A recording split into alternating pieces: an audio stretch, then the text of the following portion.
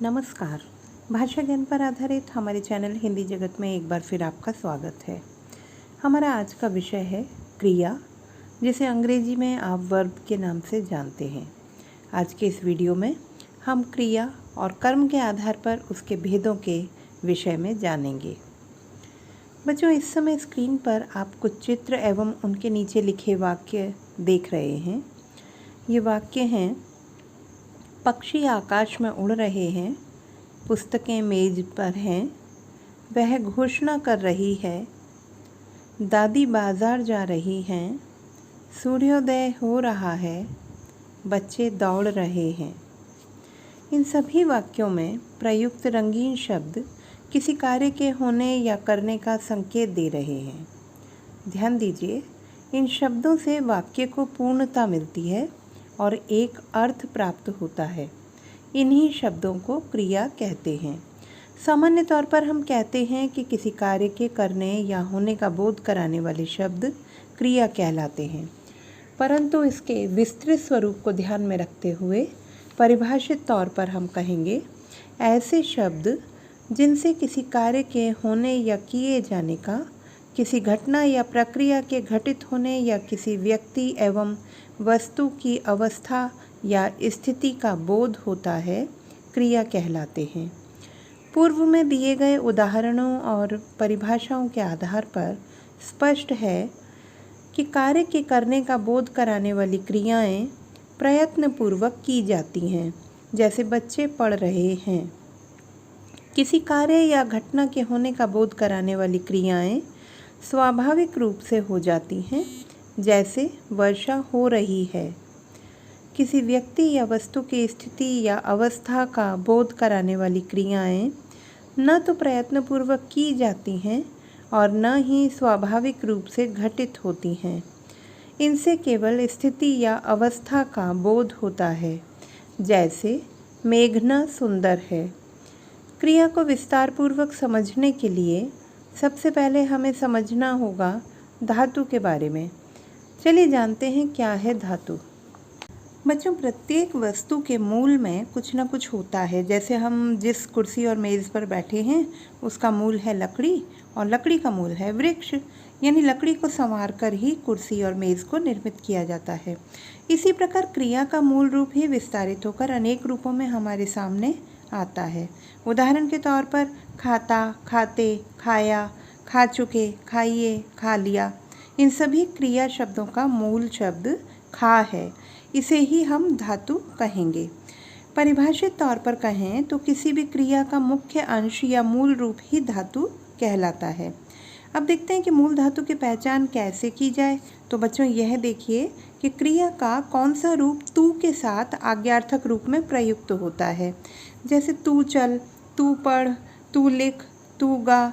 तो यहाँ चल, पढ़, लिख, गा आदि जो क्रिया की मूल धातुएं हैं, जिनसे हम चलते, चलना, पढ़ती, पढ़ा, लिख रही हैं, लिखा, गाते या गाया जैसी क्रियाएं बनाते हैं। यानी कि क्रिया का मूल रूप अर्थात धातु रूप मध्यम पुरुष एक वचन के तू आज्ञार्थक रूप में ही देखने को मिलता है। सामान्यतः धातु रूप में ना जोड़कर क्रिया का सामान्य रूप निर्मित किया जाता है, जैसे चलना, पढ़ना, लिखना, गाना आदि। धातु के 5 भेद माने जाते हैं: सामान्य धातु, व्युत्पन्न धातु, नाम धातु, सम्मिश्र धातु, अनुकरणात्मक धातु। आइए इन्हें समझते हैं। सामान्य धातु मूल धातु के साथ ना प्रत्यय जोड़ने पर सामान्य धातु बनती है। जैसे धातु प्लस ना, यानी पढ़ प्लस ना, पढ़ना, लिख प्लस ना, लिखना आदि। व्युत्पन्न धातु सामान्य धातु के साथ प्रत्यय जोड़ने पर व्युत्पन्न धातु निर्मित होती है। इसे तालिका से समझते हैं। यहाँ पर मूल धातु, सामान्य धातु और व्युत्पन्न धातु दी गई हैं। जैसे मूल धातु कर के साथ में जब हम प्रयोग करते हैं ना का, तो करना सामान्य धातु बनती है और कराना, करवाना व्युत्पन्न धातु होंगी। खा, खाना, खिलाना, खिलवाना, उठ, उठना, उठाना, उठवाना आदि। नाम धातु संज्ञा, सर्वनाम और विशेषण शब्दों में प्रत्यय लगाकर जो धातुएं बनाई जाती हैं वे नाम धातु क्रिया कहलाती हैं। जैसे लज्जा संज्ञा से लजाना, अपना सर्वनाम से अपनाना, लंगड़ा विशेषण से लंगड़ाना आदि। सम्मिश्र धातु संज्ञा विशेषण और क्रिया विशेषण शब्दों के आगे करना या होना लगाकर बनाए जाने वाले धातु रूप सम्मिश्र धातु कहलाते हैं। जैसे संज्ञा प्लस करना या होना काम करना या दर्शन होना, विशेषण प्लस करना या होना बुरा करना या सुंदर होना, क्रिया विशेषण प्लस करना या होना उदाहरण है ऊपर करना या तेज होना आदि। अनुकरणात्मक धातु ध्वनि के अनुकरण के आधार पर बनाई गई धातुएं अनुकरणात्मक धातुएं कहलाती हैं। जैसे भिन्न भिन्न से भिन्न भिन्नाना, खटखट से खटखटाना आदि। क्रिया को विस्तार से समझने के लिए इसे दो आधारों पर समझा जा सकता है, कर्म के आधार पर और रचना के आधार पर। आइए देखते हैं कर्म के आधार पर क्रिया के भेद। कर्म के आधार पर क्रिया को दो भागों में विभक्त किया जाता है, अकर्मक क्रिया और सकर्मक क्रिया। अकर्मक क्रिया जो क्रिया कर्म की अपेक्षा नहीं रखती अकर्मक क्रिया कहलाती हैं। जैसे गरिमा सो रही है, पक्षी उड़ रहे हैं। इन वाक्यों में क्रिया सीधी कर्ता से जुड़ी है और इनमें कर्म की आवश्यकता भी नहीं है, अतः ये क्रियाएं अकर्मक हैं। अकर्मक क्रिया के दो भेद हैं, पूर्ण अकर्मक एवं अपूर्ण अकर्मक। पूर्ण अकर्मक वे क्रियाएं जो अपने आप में पूर्ण हैं और जिन्हें अपनी पूर्णता व्यक्त करने के लिए किसी पूरक की आवश्यकता नहीं होती।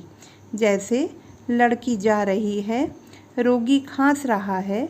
यहाँ जा रही है और खांस रहा है अपने आप में पूर्ण एवं अकर्मक हैं, अतः ये पूर्ण अकर्मक क्रिया कहलाएंगी।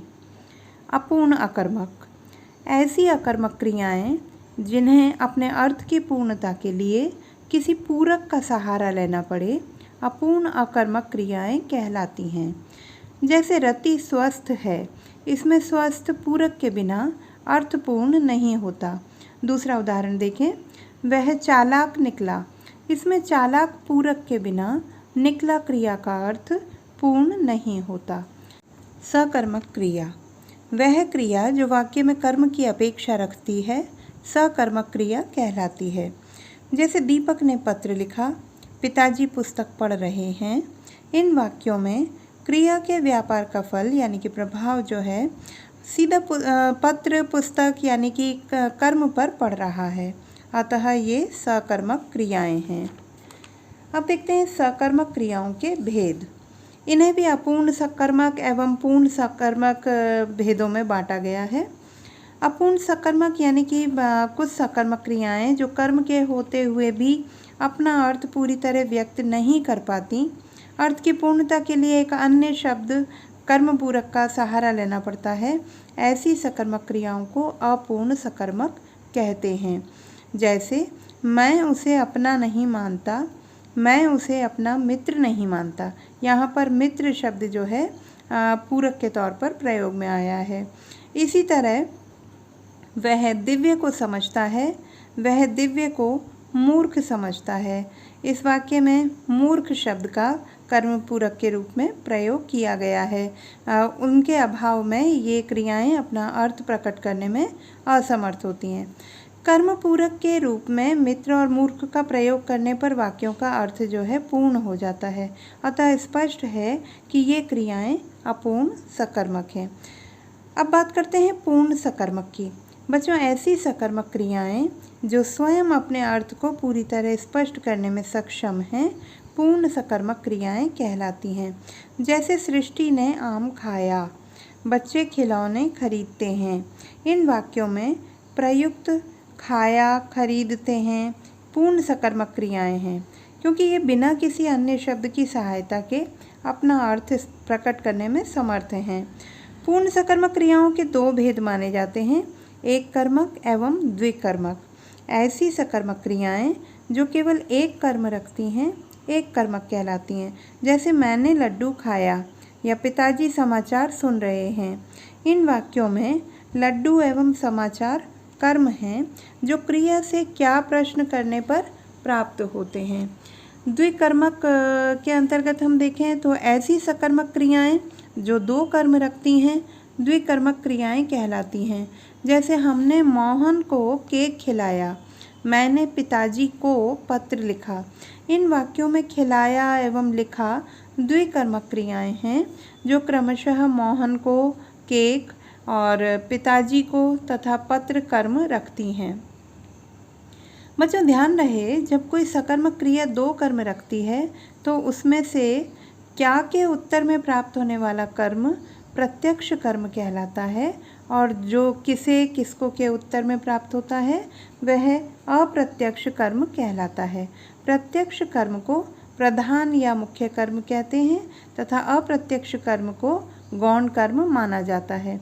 आइए देखते हैं कि प्रत्यक्ष कर्म एवं अप्रत्यक्ष कर्म को कैसे पहचाना जाए। प्रत्यक्ष कर्म की पहचान, इसके साथ प्रायः को विभक्ति का प्रयोग नहीं होता, यह क्रिया के समीप रहता है और यह अप्राणीवाचक यानी कि निर्जीव होता है।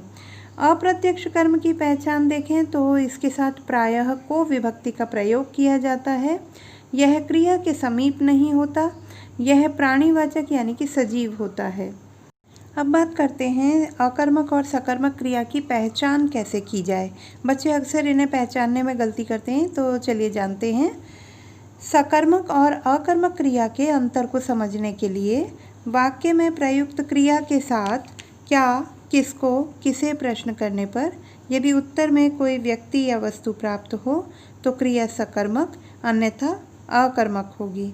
ध्यान रखिए, क्रिया के साथ क्या प्रश्न करने पर उत्तर में निर्जीव संज्ञा की प्राप्ति होती है और किसको एवं किसे प्रश्न करने पर सजीव संज्ञा की प्राप्ति होगी। उदाहरण से समझें तो जैसे सीमा ने रोटी खाई, क्या खाई, प्रश्न क्या करने पर उत्तर मिलता है रोटी, जो कि निर्जीव संज्ञा है, अतः ये सकर्मक क्रिया है। राम ने रावण को मारा, किसे मारा या किसको मारा, प्रश्न पूछने पर उत्तर मिलता है रावण को, अतः ये भी सकर्मक क्रिया है। आयुष दौड़ता है, क्या, किसे, किसको, ये प्रश्न करने पर भी हमें कोई उत्तर नहीं मिलता, अर्थात यह अकर्मक क्रिया है। तो बच्चों, यह थे कर्म के आधार पर क्रिया के भेद। रचना के आधार पर क्रिया के भेदों की पूर्ण जानकारी के लिए मेरा वीडियो रचना के आधार पर क्रिया के भेद देखना ना भूलें। भाषा संबंधी किसी भी प्रकार की समस्या के हल हेतु बने रहिए हिंदी जगत सुनीता भटनागर के साथ। आपका दिन शुभ हो।